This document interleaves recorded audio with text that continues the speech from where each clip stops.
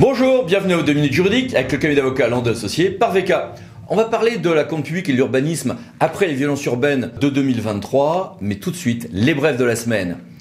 Avec la grande annonce de ces derniers jours, c'était le ministre qui veut faire une grande loi à venir de nouveau en matière de fonction publique.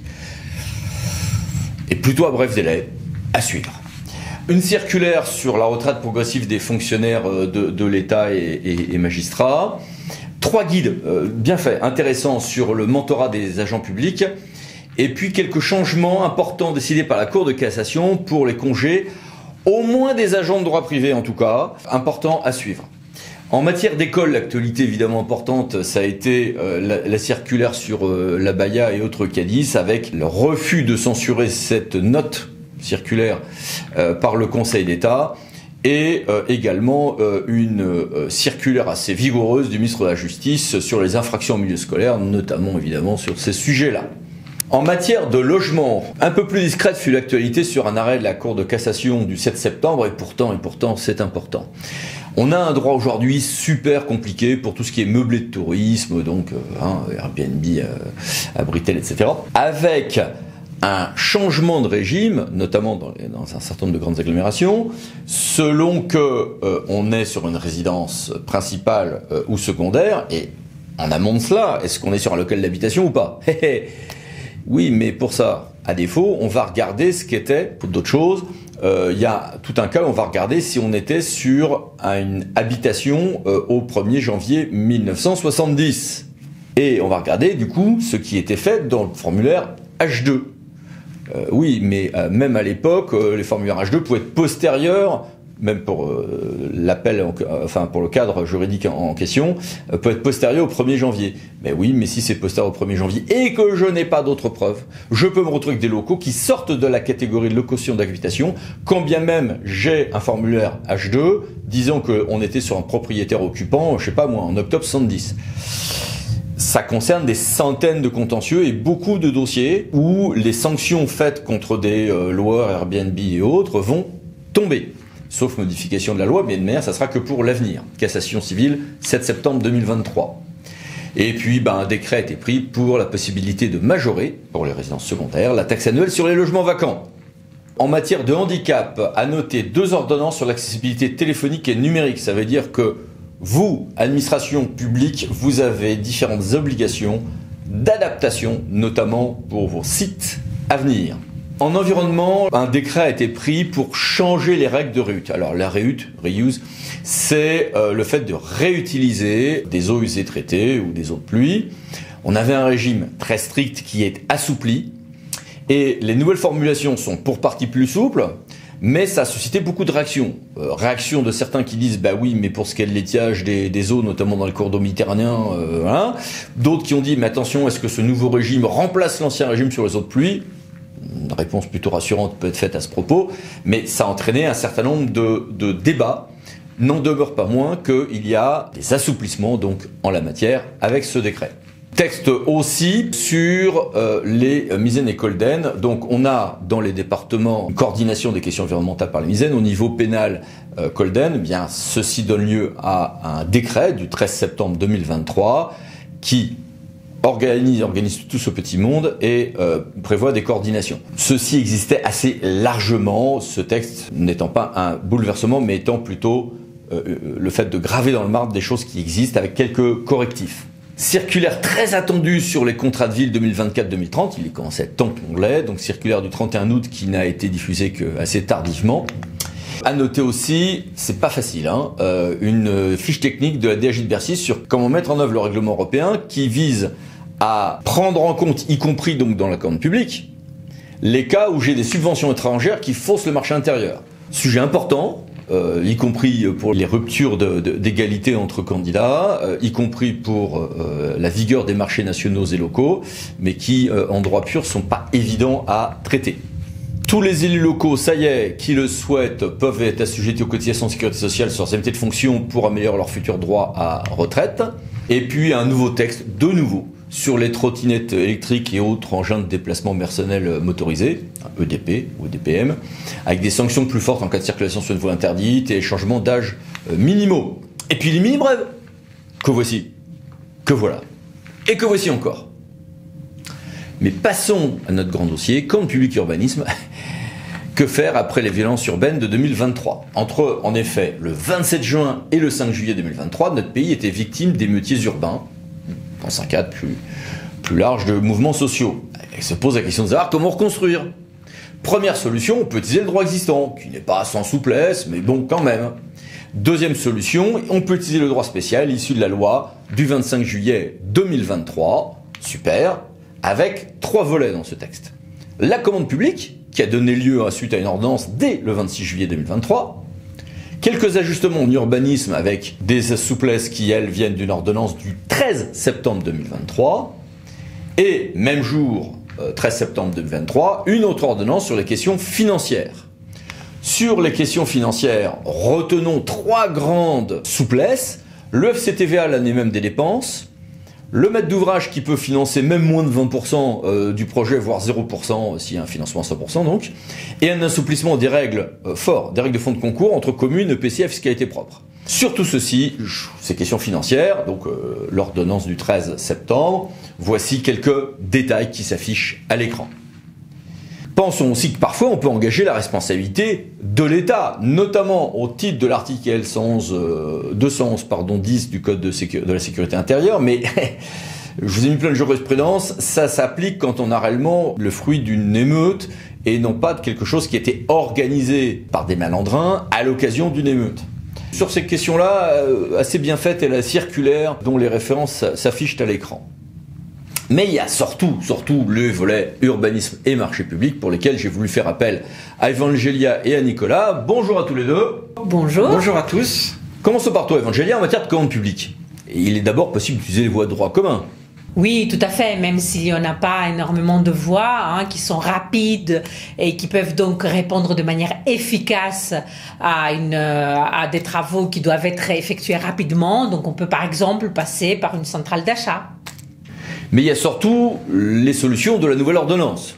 Donc on a la possibilité de passer à un marché négocié sans publicité, mais avec mise en concurrence préalable. Cela concerne les marchés de travaux répondant à un besoin dont la valeur estimée est inférieure à 1 500 000 € hors taxe.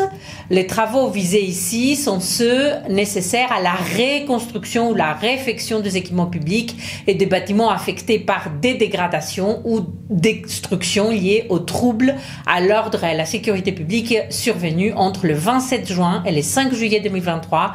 C'est très précis. Cela est aussi possible pour les lots dont le montant est inférieur à 1 million € hors taxe, à la condition que le montant cumulé de ces lots n'excède pas 20% de la valeur totale estimée de tous les lots. Ça vous rappelle un dispositif qui existait déjà dans le Code de la commande publique. Et la loi nous donne aussi la possibilité de ne pas allotir, par dérogation donc aux dispositions de droit commun du Code de la commande publique, les marchés nécessaires à la reconstruction ou à la réfection des équipements publics et des bâtiments qu'on vient de voir, qui ont été détruits dans cette période bien précise, peuvent faire l'objet d'un marché unique. Cela permet de faire appel effectivement à une seule société si cela est possible pour qu'on aille plus vite et qu'on n'a pas à coordonner plusieurs corps d'État. On a aussi la possibilité de recourir au marché des conceptions-réalisations sans justification. Vous le savez, en tout cas pour ceux qui pratiquent le Code de la commande publique, pour avoir recours à cette procédure, il faut des justifications particulières. Cette ordonnance permet aux acheteurs de confier à un opérateur économique une mission globale portant sur la conception, la construction ou l'aménagement des équipements publics et des bâtiments tels qu'on vient de le voir, qui ont été détruits pendant cette période-là, y compris si les conditions posées donc par le Code de la commande publique, plus particulièrement l'alinéa 2 de l'article L 2171-2 du Code de la commande publique, ne sont pas remplies. Peux-tu nous prodiguer quelques conseils à ce stade ? Alors, donc évidemment, de faire bien attention sur le périmètre des bâtiments concernés, ne pas appliquer ces dispositifs pour tout et n'importe quoi. Bien évidemment, c'est assez restrictif, donc il faut que ce soit des bâtiments qui sont concernés par cette période-là qu'on vient de voir, et évidemment de bien faire vos calculs pour que vous soyez bien soumis à ces dispositifs-là. Passons à toi, Nicolas. Il y a aussi l'urbanisme avec Première réforme, un droit à rebâtir, même si le PLUi, d'ailleurs, entre-temps modifié, venait à s'y opposer, c'est ça ? Donc c'est un droit de reconstruire le bâtiment à l'identique, mais l'ordonnance va plus loin puisqu'elle prévoit la possibilité de modifier le bâtiment de façon limitée, c'est-à-dire nous dit des modifications sont permises si elles s'inscrivent dans une enveloppe de 5% du gabarit et sans que l'on touche à la destination et à la sous-destination du bâtiment. Et l'ordonnance va plus loin puisque si les travaux de reconstruction poursuivent des objectifs de performance énergétique ou tendant à améliorer l'accessibilité ou la sécurité du bâtiment, dans ce cas-là, ce seuil de 5% pourra même être dépassé et le bâtiment pourra être modifié de façon encore plus importante. À noter que l'ordonnance prévoit que si l'autorisation d'urbanisme est délivrée pour ce type de projet, une motivation particulière devra être apportée pour justifier les modifications que je viens d'évoquer. Autre réforme induite par l'ordonnance, la loi puis l'ordonnance, certains travaux pourront démarrer dès le dépôt de la demande d'autorisation avec des mesures de publicité adaptées. Les travaux qui peuvent ainsi être exécutés de façon anticipée sont les travaux de démolition du bâtiment, de terrassement ou la réalisation des fondations. Ces catégories de travaux pourront, eux, donc démarrer alors même que l'autorisation n'est pas délivrée. Dans ce cas-là, en contrepartie de ce droit qui est accordé, il y a des exigences, l'ordonnance pose des exigences de publicité de la demande d'autorisation qui a été faite, puisque le maire devra publier cette demande d'autorisation par un affichage en mairie, voire sur le site internet de la commune. Et le pétitionnaire, lui, devra afficher le récépissé de sa demande d'autorisation sur le terrain, même si l'ordonnance ne prévoit pas de sanctions si ces formalités ne sont pas respectées. Donc, on peut préjuger qu'il y aura de la jurisprudence sur cette question. Et plus encore, il y a une réduction aussi des délais d'examen de la demande d'autorisation. Alors là, l'ordonnance modifie les délais de façon importante, puisque elle fixe tout d'abord un délai de 5 jours à compter de la réception de la demande d'autorisation. Les services instructeurs devront réagir dans un délai de 5 jours pour demander des pièces qui manqueraient dans le dossier. Donc une demande de pièces complémentaires devra être formulée dans ce délai de 5 jours, ou bien pour saisir les organismes qui doivent émettre un avis ou voire délivrer une autorisation sur le projet, par exemple l'architecte des bâtiments de France. Ces organismes-là devront être consultés dans les 5 jours qui suivent le dépôt de la demande d'autorisation. Et l'ordonnance, toujours dans cet objectif de raccourcir les délais, prévoit que ces organismes doivent se positionner sur le projet dans un délai de 15 jours à compter de leur saisine. Et si au bout de 15 jours ils n'ont pas répondu, l'ordonnance prévoit que dans ce cas-là, on devra considérer qu'ils ont émis un avis tacite favorable au projet, voire même que le projet a été autorisé de façon tacite par ces organismes. Enfin, troisième raccourcissement de ces délais par l'ordonnance, il s'agit des délais d'instruction, puisque l'ordonnance fixe pour les opérations de reconstruction des bâtiments démolis pendant les émeutes. Les délais d'instruction sont considérablement raccourcis, puisque toutes les demandes de permis, construire, aménager ou démolir, le délai d'instruction sera d'1 mois, et celui des déclarations préalables est ramené à 15 jours. Et je rappelle que selon le code de l'urbanisme, si aucune décision n'est intervenue pendant le délai d'instruction, pendant la période d'instruction, l'autorisation est délivrée de façon tacite. Et quid de la participation du public, le cas échéant ? Si le projet de reconstruction doit faire l'objet d'une procédure où il y a une participation du public qui doit être organisée, la collectivité pourra satisfaire à cette formalité à partir du moment où elle aura mis en œuvre la procédure de participation du public par voie électronique qui existe déjà dans le code de l'environnement et avec certains renvois dans le code de l'urbanisme. Mais avec quelques prudences, c'est ça ? L'opération de reconstruction devra respecter l'ensemble des autres règles prévues par le droit de l'urbanisme de droit commun.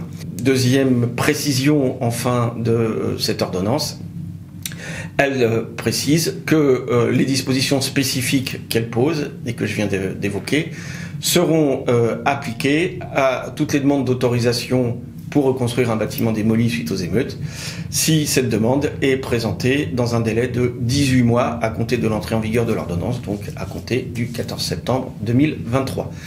Merci à tous les deux. À bientôt. Au revoir. Au revoir. Et merci à vous. À bientôt pour une nouvelle vidéo, les 10 minutes juridiques parlant de l'associé pour VK. Pensez à vous abonner. Merci, au revoir.